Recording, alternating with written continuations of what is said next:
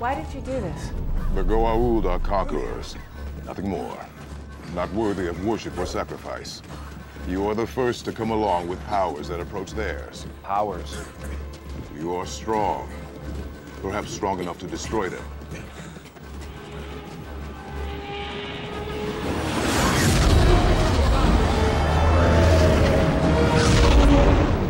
All right, people, let's go! Let's move! The boy you seek is no longer who he was. I don't want to hear that. So, you've done the audition. Have you seen Stargate at this point? Have you seen the feature film? I saw the movie. In the theater? Yeah.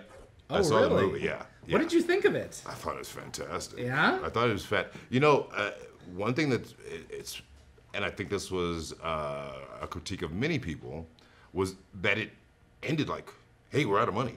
Yeah. It just ended really abruptly. It had such a great story going and such a great arc momentum going. We better get him home before we run out of dollars. One more wormhole pass, that's it. But, you know, so I always thought that there would be a sequel to the movie. Yeah. But then I was like, oh, of course. It's been into a TV series. You have more time to tell these stories. You know? Okay. So yeah, but I love the movie.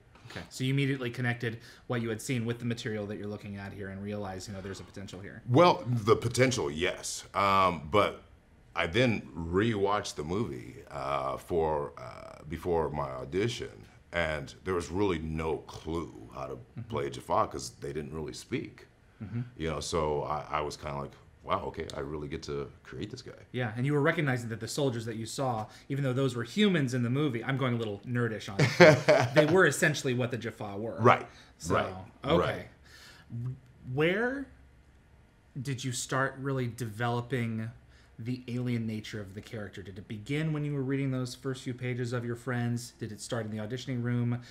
Because I think back on Teal'c, and it's the little things that you're putting in, either subconsciously or consciously, where there's numerous scenes throughout the show where he's listening to someone and he turns his head like a dog. Like he's taking the information Right. in and processing it like, this is different. You know, those little alien gestures. How did you build those? When did those happen? Was it over a large period of time? Well, one of the greatest pieces of advice I ever got as an actor was I had a spot on a show called Gabriel's Fire, which was James Earl Jones' show. And so I was playing this robber who goes in, blah, blah, blah. So I was very big, very broad. And one of the ADs says to me, Mr. Jones would like to have lunch with you. Like James Earl Jones? Yeah. So I had lunch with him, and he says, you know, you're okay. Which is what every actor wants to hear. Nah, you're okay. But he told me, don't ever move unless you have to. And I literally, I live by that to this day. Maybe too much. But I literally wanted to be as still as possible. But I mean, I didn't want him to look like Teal'c was comatose. Yeah. So I had this. I wanted to be as minimalist with him as possible. And even in the beginning, during the pilot, I was talking to Brad and Jonathan, and we had discussions about how much he should know about Goa'uld technology, how much he should speak. Yeah. And I really said, I really don't think he should talk much, because then everything he says is important. What can you tell us about the power source the Goa'ulds use to power their weapons, ships? Nothing. I see. Do you yourself have an understanding of the physics behind the Stargate? No. I see. You know, how much would he know about Earth anyway? I mean, what would he be able to contribute, you know, other than his knowledge of Goa'uld technology? And being a slave you and know, a soldier. You know, it's, You know? yeah. And fortunately, they agreed with me. Yeah. They probably took the not speaking thing probably a step further than I would have.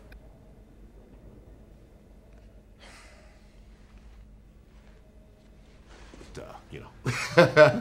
But no, but that made me figure out ways to show that Teal'c was invested in what was going on, or you know, that he was not at all, that he was off somewhere thinking about the family he left, or the freedom of his people, or so I wanted to have very obvious lines of demarcation from when he was interested in something and when he had no interest whatsoever. Absolutely. You got the fishing over here. Yeah. We have caught nothing. We are fishing. Right. And the Jaffa jokes over here. Right. So Right.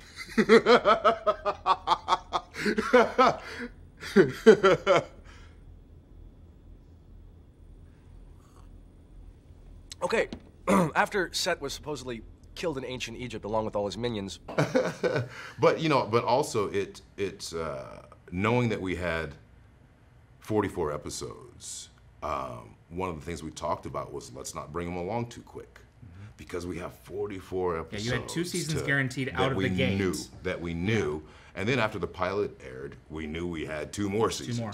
So we had the really great fortune to be able to bring his evolution along almost in real time. So. Tell me about working with Rick. It's positive memories there. That's a good thing. No, seriously. I adore Rick.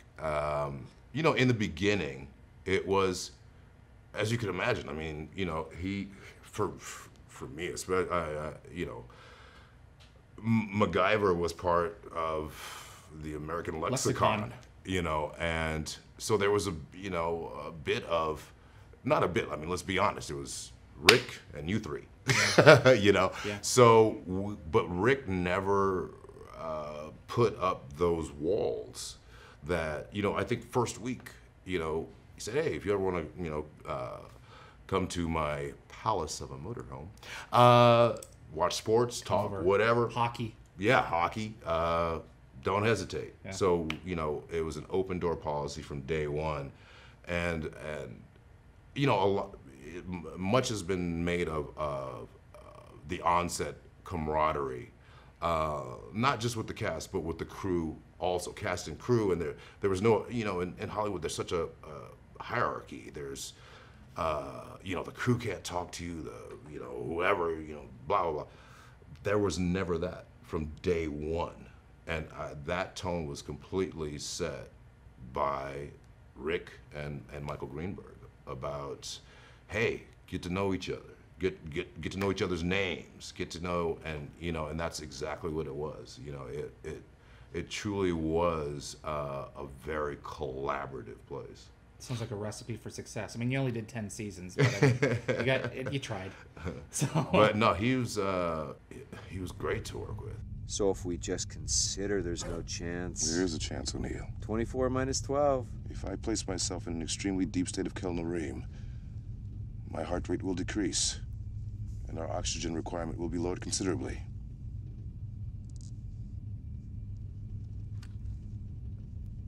Who will I talk to? There is little to say, O'Neill. We have fought and won many battles together. It has been an honor to serve the Tauri by your side. We are brothers.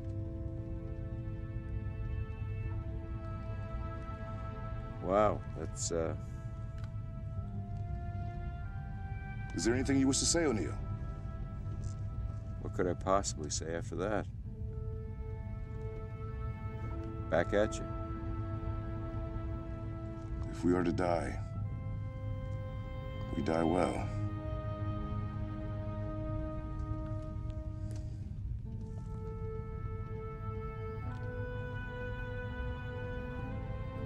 We could do better. I'm not gonna say, hey, we went in and became best friends No. the first week.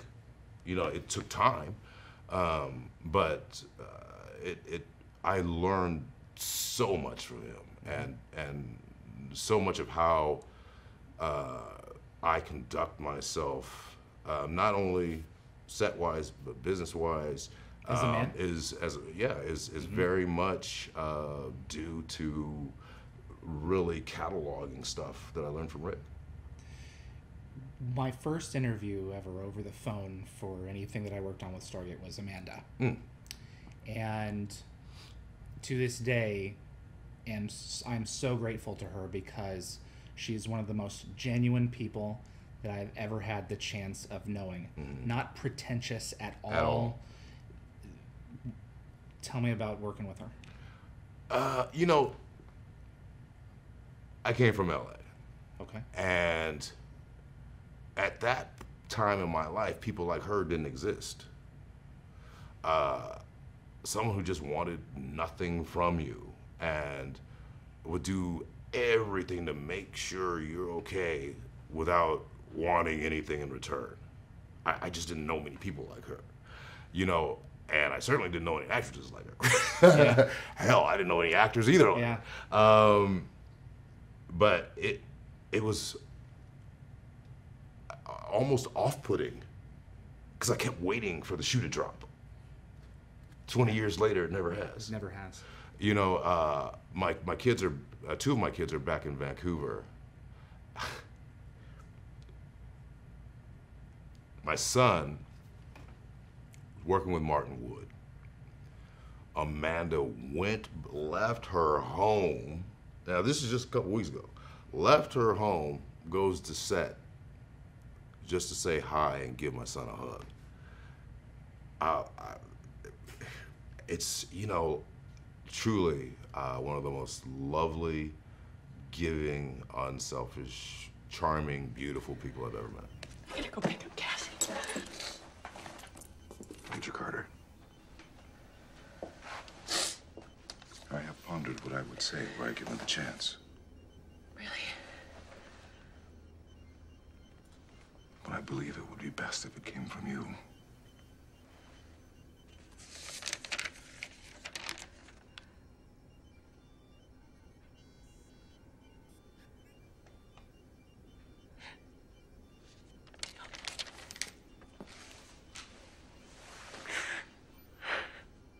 I've never met anyone like her, and I've had the privilege of talking with a lot of actors through Stargate, but they really picked well. So Stargate wouldn't be what it was if not for the relationship that anchored the franchise, Jack and Daniel, all the way in the movie, and then they picked that up in the TV series, and Michael Shanks did a brilliant imitation of the James Spader character, but very quickly made it his own. Yeah. Tell us about that relationship, about your relationship with Michael. You know, first of all, he's one of the hardest working actors I've ever met. He will squeeze a beat out of a scene that, you know. Well, when I'll never forget our first read through was after camera tests, makeup tests, things like that. So we had actually met during the screen tests in LA. And the three of you, right? For whatever reason, we kind of just gravitated toward each other. And then all three of us got it. And so we were very excited. And so I remember the read-through. So, you know, there had been, you know, maybe a night of celebrating our newfound success. But I had never, you know, seen him act, heard him. So I was kind of, you know, had my head in my script because there was 32 pages till I talk next. And I hear this voice, and for whatever reason, I thought, they got Spader for the series? And so I look up, and it's Shanks. And I was mesmerized. And then how quickly he made the Jackson character his own. You know, it was brilliant. It was brilliant, and he is a brilliant actor who understands acting and who understands work. You know, hard work, and that's what he is. You know, and I was probably, you know, closer to him than anyone. You know, and yeah. Just great dude. have any time to play? Actually,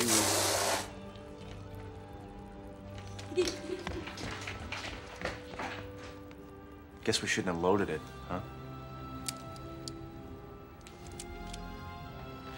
How else would she defend herself?